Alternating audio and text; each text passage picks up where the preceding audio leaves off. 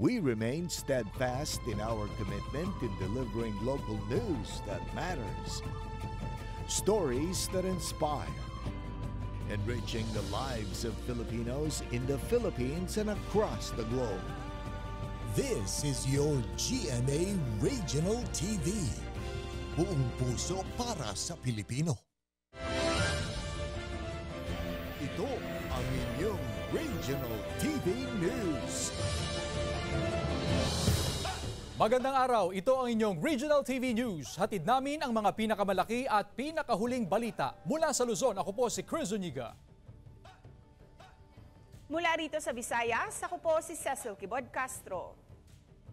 At mula naman dito sa Mindanao, ako po si Sara Hilomen Velasco. Kahapon, libu-libong Romano Katoliko ang dumagsa sa mga simbahan para gunitain ang linggo ng palaspas sa buong bansa. Bukod sa banal na misa, tradisyon tuwing Palm Sunday ang pagbebendisyon sa mga palaspas na bitbit ng mga deboto. Naniniwala ang ilan na ito ay nakapagtataboy ng masamang espiritu at nagbibigay blessing sa tahanan ng pamilyang may palaspas. Pero ayon sa simbahang Katolika, ang linggo ng palaspas ay hudyat ng pagsisimula ng Semana Santa, kung saan ang isa sa nais nilang iparating na mensahe ay ang pagmamahal ng Panginoon sa tao na siyang tinubos o iniligtas niya sa kasalanan. Mahal na araw kasi binuhusan ito ng Diyos ng buong pagmamahal, at ang mahal na araw actually ay hindi naman tungkol sa pagmamahal ng tao sa Diyos kundi pagmamahal ng Diyos sa tao. Nagsimula ng dumagsa sa Minor Basilica ng Our Lady of Manaoag ang mga debotong namamanata. Seguridad sa palibot ng simbahan hinigpitan. Makibalita tayo live kay Joan Punsoy ng GMA Regional TV, 1 North Central Luzon. Joan? Chris, dagsa na nga ang mga deboto dito sa Minor Basilica ng Our Lady of Manaoag, dito sa Manaoag, Pangasinan. Isa kasi ang simbahan sa mga hindi nakakaligtaang puntahan o dayuhin tuwing Holy Week para nga sa bisita iglesia. Noong weekend, ramdam na raw ang dagsa ng mga deboto, especially kahapon, Palm Sunday. Nasa 1,100 ang seating capacity ng simbahan, pero inasahan daw na doble o triple pang bilang ng mga deboto ngayong Holy Week.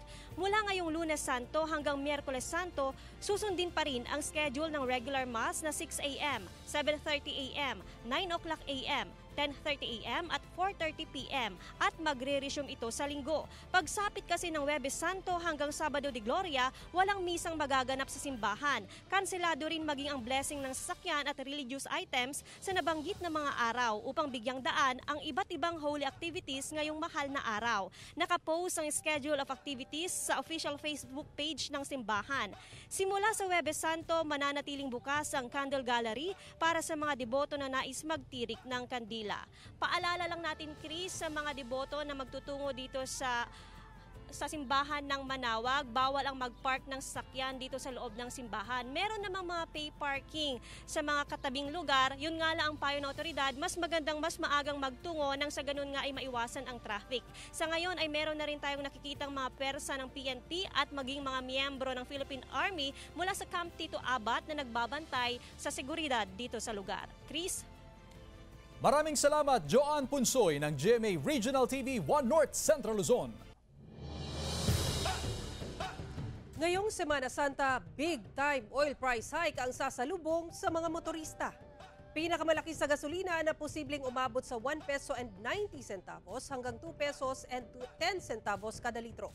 Tataas din ang presyo ng diesel at kerosene na posibleng umabot hanggang 1 peso and 50 centavos per liter. Ang pagtaas sa presyo ng produktong petrolyo ay epekto raw ng pag-atake ng Ukraine sa 3 malalaking oil refineries sa Russia at pagbagsak ng crude oil export ng Iraq. Fully booked na ang mga bus na biyaheng Manila-Naga. Yan ang tinutukan live ni Chris Novello ng GMA Regional TV Balitang Bicolandia. Chris? Chris, kasabay ng pagsisimula ng Semana Santa, abala na rin dito sa Bicol Central Station sa Naga City, Camarines Sur bilang paghahandayan sa inaasahang pagdagsa ng mga pasahero sa mga susunod na araw. Isang araw bago ang Semana Santa, nagsimula na magdatingan ang mga pasahero mula sa Metro Manila sa Bicol Central Station dito sa Naga City, Camarines Sur. Gaya ni Vilma na piniling bumiyahe na mas maaga para samantalahin ang long weekend at makapili ang kanyang mga kamag-anak sa bayan ng Goa, Camarines Sur.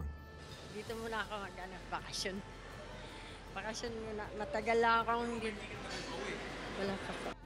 Habang si Ron na naman nagpa-reserve agad ng ticket para sa kanyang mga anak para hindi mahirapan namang ito sa pagbiyahe pabalik sa Metro Manila kung saan sila naniniran at nagtatrabaho. Opo, kasi baka punuan extra bus lang po yung yung available. Dahil sa ngayon halos fully booked na ang mga biyaheng Metro Manila Naga City vice versa mula March 30 hanggang April 1, 2024 ayon sa mga bus company. Ayon sa pamunuan ng terminal, inaasahan nilang aabot sa 150 to 250 trips bawat araw ang may tatala sa mga biyaheng Metro Manila Naga City vice versa, lalo na sa darating na Miyerkules, Sabado at Linggo. Kunyan po barato mamay pa ning pagkabag-o. Igo po kami ning pamasahe ang samuya po ning aircon. 800 po ang pamasahe, PITX, Cubao, Pasay. Aircon po yan. Ang ordinary mi po 750. May mga bus company rin na nag-anunsyo na posibleng maapektuhan ng mga pasahero na patungo sa ibang probinsya sa rehiyon dahil inilaan ang ilan sa kanilang mga unit bilang extra buses sa mga chance passenger na biyahe Metro Manila ngayong Semana Santa. Sa kabila nito, tiniyak naman ang Bicol Central Station na may mga masasakyan pa rin ang lahat ng pasahero, lalo na ang mga chance passenger na dadagsa sa naturang terminal. Chris, mas pinaigting naman ng Land Transportation Office Bicol ang kampanya nito, lalo na sa pagpapaalala ng kahalagahan ng blow bagets para matiyak na maayos ang battery, lights, oil, water, brakes, air gas engine at tire ng isang sasakyan bago bumiyahe. Maliban dito, dapat rin daw na nasa mabuting kondisyon ang katawan at kalusugan ng isang driver bago bumiyahe. At higit sa lahat, Chris, kumbaga cardinal rule ito sa ating mga motorista na dapat bago sila bumiyahe, dala nila ang kanilang updated na driver's license at ORCR ng kanilang sasakyan na imamaneho. Chris? Maraming salamat, Chris Novello ng GMA Regional TV, Balitang Bicolandia. Maluwag pa ang sitwasyon sa Batangas Port ngayong Lunes Santo. Sa Miyerkules o sa Huwebes pa ang inaasahang pagdagsa ng mga magtatawid dagat sa iba't ibang probinsya. Sa labas pa lamang ng Pantalan, nakapwesto ang assistance desk na aalalay sa mga biyahero. Bagamat mangilan-ngilan pa ang mga pasahero, mahigpit pa rin ang ipinatutupad na seguridad sa lugar. Ayon sa pamunuan ng Batangas Port, humigit kumulang 100,000 embarking passengers ang inaasahang dadagsa sa Pantalan sa Miyerkules at Huwebes. Payo ng otoridad sa mga pasahero na mag-advance book na ng ticket para hindi na mahirapan sa pagkuha nito sakaling babiyahe sila sa mga susunod na araw.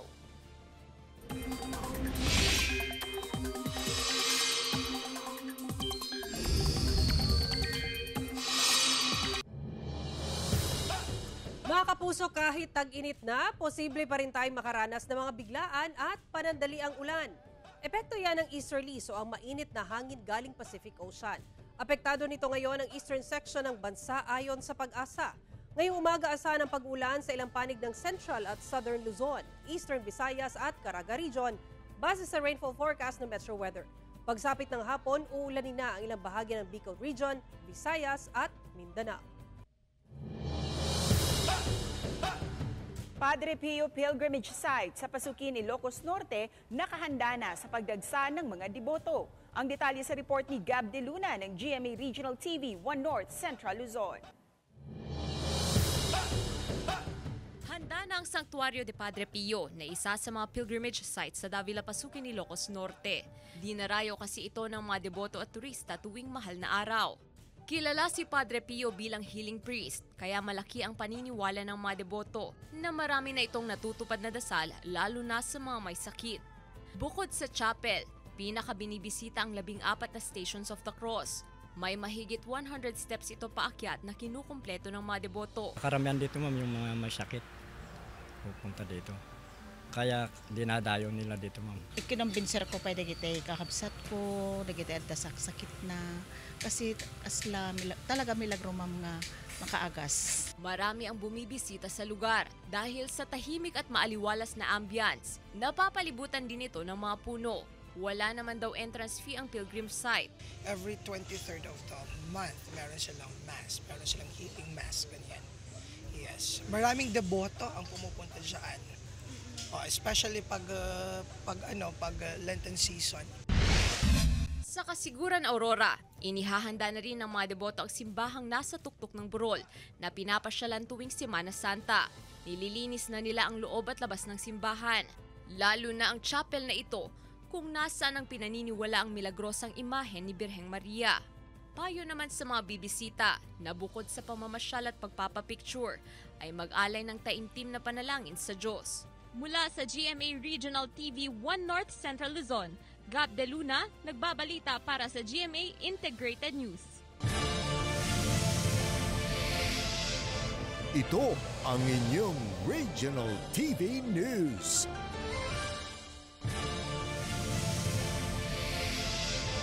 Ito ang inyong Regional TV News.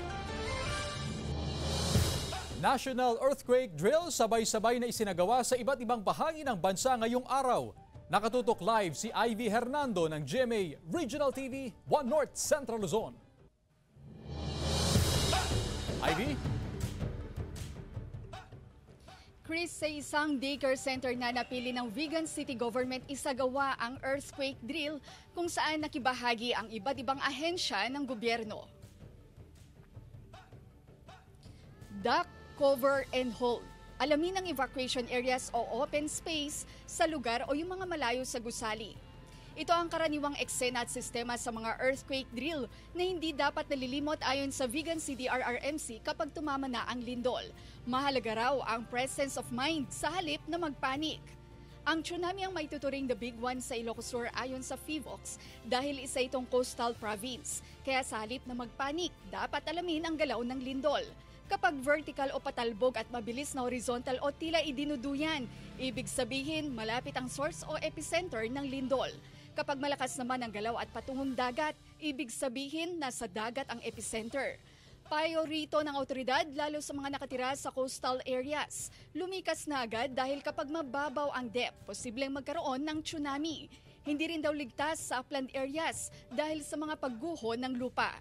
Matatanda noong July 27, 2022, tumama ang magnitude 7 na lindol sa Ilocos Region na sinundan noong October 25, 2022 ng 5.2 magnitude earthquake. Dahil sa mga insidenteng ito, patuloy ang monthly earthquake drill sa ilang eskwelahan sa lalawigan. Patuloy rin ang pag-aaral sa pagpapatibay ng mga century-old structures ng Ilocos Region na pinakanapuruhan sa mga nangyaring lindol. Chris, wala pang teknolohiya o instrumento na kayang i-forecast o i-predict ang lindol kahit pa sa mga first world country. Ang maaari lang makita ay ang mga fault na maaari mag-generate ng lindol kaya't mahalaga ang safety tips kapag tumama ang lindol. Chris? Maraming salamat, Ivy Hernando ng GMA Regional TV 1 North Central Luzon. Isa ang patay habang hindi bababa sa 20 sakay ang sugatan matapos sumalpok ang bus sa nakaparadang container van sa Moncayo, Davao de Oro. May detalye si Kim Salinas ng GMA Regional TV 1 Western Visayas. Hindi na umabot sa destinasyon na Butuan City ang bus na ito mula sa Davao City na may mahigit 20 sakay. Pagdating ng bus sa National Highway sa Purok 9, Barangay Bailo sa Moncayo, Davao de Oro, sumalpok ito sa likuran ng nakahintong container truck pasado alas 4 ng linggo ng madaling araw. Ayon sa Moncayo Police, nakahinto ang truck dahil nagluko ang makina. Base sa investigation, sir, signage sa container van, bili kayo klaro, kaya nagdamit sa improvise na signage ng mga dahon-dahon. Ito na bulaga ang buwan, bus. Agad dinala sa Davao de Oro Provincial Hospital ang 22 sakay ng bus. Sa kasamaang palad, namatay ang konduktor ng bus. Dinala na sa Moncayo Municipal Police Station ang driver ng container truck at driver ng bus para sa investigasyon. Halos nawasak ang isang pampasaherong jeep matapos mahulog sa bangin sa Barangay Panuran sa bayan ng Lambunaw, Iloilo, Sabado ng umaga. Ayon sa Lambunaw Police, may kargang mga saging, kamote at iba pang gulay ang jeep na papunta sa bayan. Napag-alaman na habang binabaybay ang kalsada malapit sa bangin, nawalan daw ng preno ang driver hanggang sa dumiretso na sa bangin ang sasakyan na may lalim na mahigit 15 metro. Dahil sa lakas ng impact ng pagmagsak, naipit sa loob ng sasakyan ang driver na nagtamo ng mga sugat sa ulo at iba pang bahagi ng katawan. Naisugod pa ito sa ospital, ngunit binawian ng buhay kalaunan. Mula sa GMA Regional TV 1 Western Visayas, Kim Salinas, nagbabalita para sa GMA Integrated News. Biyuda ni dating Negros Oriental Governor Roel Digamo nanawagan na maibalik sa bansa ang utak sa pagpaslang sa kanyang asawa. Ang detalye sa report ni Nico Sereno ng GMA Regional TV, Balitang Bisdak. Sa compound ng bahay ng pamilyang Digamo sa bayan ng Pamplona, makikita ang monumento na nagpapaalala sa madugong nangyari noong March 4, 2023. Makikita ang rebulto ng pinaslang na si Negros Oriental Governor Roel Digamo na nakahandusay sa lupa. Kasamang pinagawa ng rebulto, si Barangay Captain Florenda Kinikito na nakadagan sa gobernador. Isa ang kapitan sa 10 katao na nasawi sa Pamplona Massacre. Every day that will remind us that there's work to be done. Kay kung makuha na nato ng hustisya, magpagama na kung istatuwa niya nga nag-ana na siya. Umaasa ang biyuda ng gobernador na maibabalik na sa bansa ang umano'y utak ng pamamaslang. Anong makatilaw po sila nga, tagan po din lamok diri, no? Samot na sila nga, naana sila huna-huna nga, they are above the law. Dagdag ni Mayor Janice na tumawag rin sa kanya ang pamilya ng ibang mga biktima at nagpaabot ng kanilang tuwa sa pagkaaresto kay Teves. Hanggang ngayon, sariwa pa rin kay Barangay Chairman Rodelio Lalay Kinikito ng Fatima, Santa Catalina ang sinapit ng asawang si Florenda. Nang makita ang ginawang rebulto ng asawa kasama si Governor Digamo, hindi niya napigilang maging emosyonal. Tindog ni Gobernador, itindog siya, muna kay pagliso ato niya itong pagkaigo. Sinusubukan pa rin ng GMA Regional TV na makuhanan ng pahayag ang kampo ng pamilyang Teves. Mula sa GMA Regional TV Balitang Bisdak, Nico Sereno nagbabalita para sa GMA Integrated News. Nahuli ang insidente ng pagnanakaw sa isang establishmento sa Bacolod City. Sa CCTV footage, malinaw na makikita ang mukha ng sospek na may bit-bit pang plastic na upuan na pinaniniwala ang ginamit nito sa pagbaba mula sa 3rd floor kung saan siya dumaan upang makapasok sa establishmento. Ayon sa pulisya, posible na ang lalaki ay may alam o ideya sa operasyon ng nasabing establishmento base sa kilos nito na nahagip ng CCTV. Ayon sa head cashier, 30,000 pesos at 3 cellphones ang natangay ng sospek. Ipinagtataka rin ito kung paano nabuksan ang vault na may number code security combination. Kasalukuyang inaalam ng pulisya ang pagkakakilanlan ng sospek base sa CCTV footage. Nakatakdang ikumpara ang mukha maging ang kilos ng sospek sa mga footage na kuha naman ng iba pang insidente ng pagnanakaw sa lungsod. May 2 ng persons of interest ang pulisya sa insidente.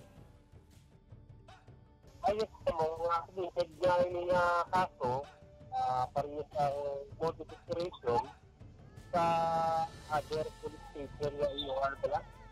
So, ang isabang napatukan natin ang sabi din sa ringo.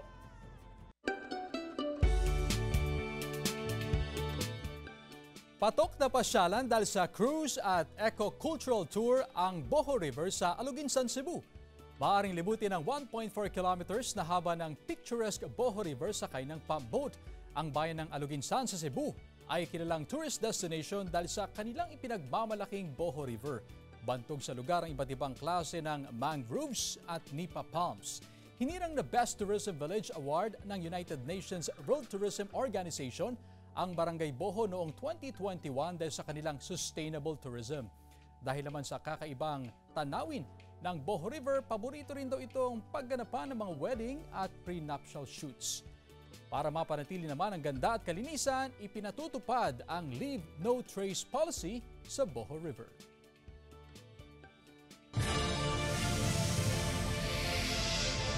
Ito ang inyong Regional TV News.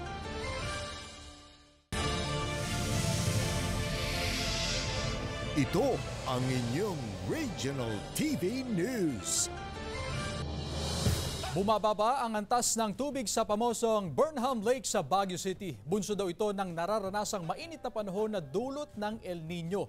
Mahigpit ang monitoring ng otoridad sa lawa dahil sa mas mababa na raw sa normal level ang antas ng tubig nito. Kung patuloy ang pagbaba ng water level sa lawa, posibleng ipasara ang pasyalan. Humihingi ng tulong ang otoridad sa Water District upang madagdagan ang tubig sa lawa. Ilang decommissioned combatants sa Bangsamoro Region ang dagdag puwersa na sa pagbabantay sa seguridad ng BARM. Narito ang report. Sa kamakailan ng ilang opisyal ng Japanese Embassy sa Bangsamoro Region, nakipagpulong sila sa Ministry of Basic Higher and Technical Education, Technical Education and Skills Development o MBHTE-TESD ukol sa mga training na gagawin para sa decommissioned combatants sa riyon.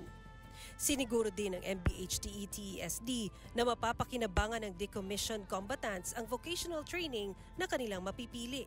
Ang ex-combatant ang pipili ng kukunin nila ng vocational course at i-assist sila sa pagsisimula ng kanilang kabuhayan at may monitoring din na gagawin.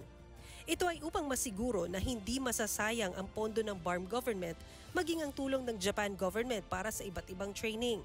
Samantala, ang ilang decommissioned combatants sa riyon, miyembro na ngayon ng Joint Peace and Security Committee o JPSC. Malaking tulong po yun, kapayapaan po itong peace po. Kasi po kami ma'am dati sa bundok, hindi kami nakapagtapos mag-aral dahil po sa struggle. Ngayon po is malaya po kami makapag-aral, yung mga pamilya namin. Ayon sa mga opisyal ng JPSC at Government of the Philippines o GPH, malaki na ang kinaunlad ng peace and order situation sa Bangsamoro Region. They've been handling relief and rescue operations ever since they were deployed. They are a unique team and we are expecting a lot from them. And I was starting to expect a lot from the JPSCs deployed in the area after all their areas are actually far-flung and former conflict affected areas. Mula sa GMA Regional TV 1 Mindanao, Sara Hilomen Velasco, nagbabalita para sa GMA Integrated News.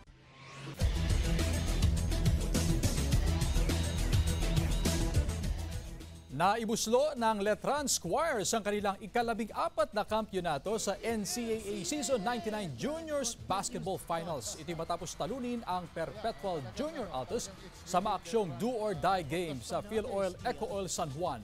Umabot sa 16 points ang lamang ng Letran sa fourth quarter, kaya nahirapan ng humabol sa dulo ang Perpetual at natapos ang game sa final score na 93-76.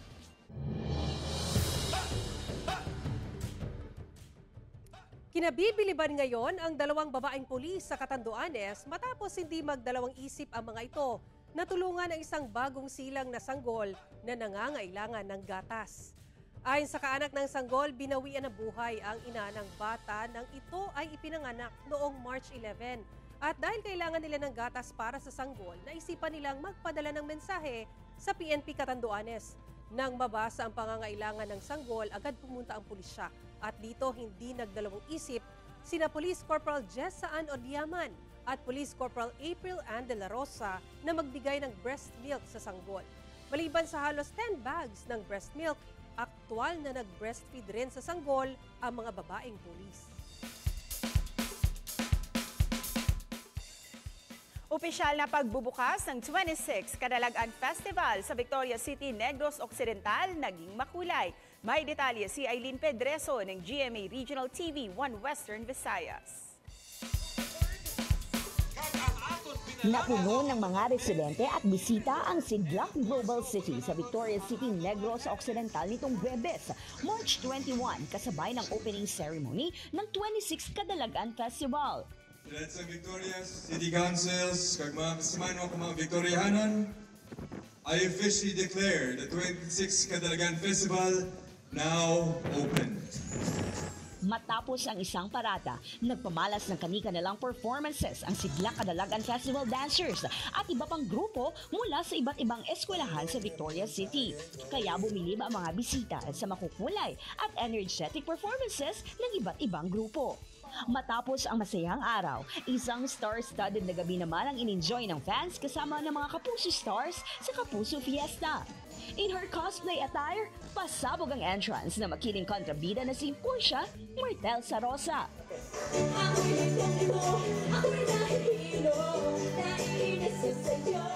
Kahit kontrabida sa asawa ng asawa ko, mabait naman syempre in real life si Lisa Lopez na kinantahan pa ang isang fan.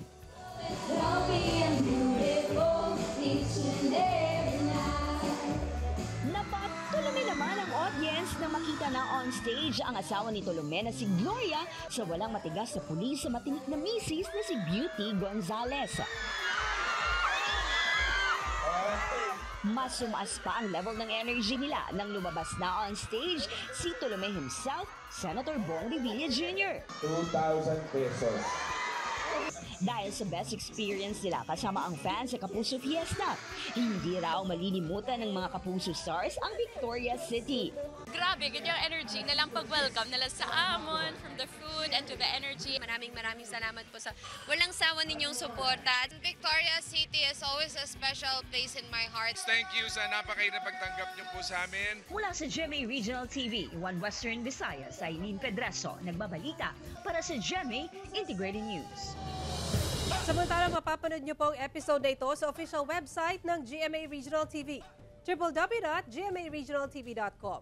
Pwede rin kayong bumisita sa aming official YouTube channel, GMA Regional TV, at i-click ang subscribe button para sa pinakamainit na balita mula sa mga rehiyon.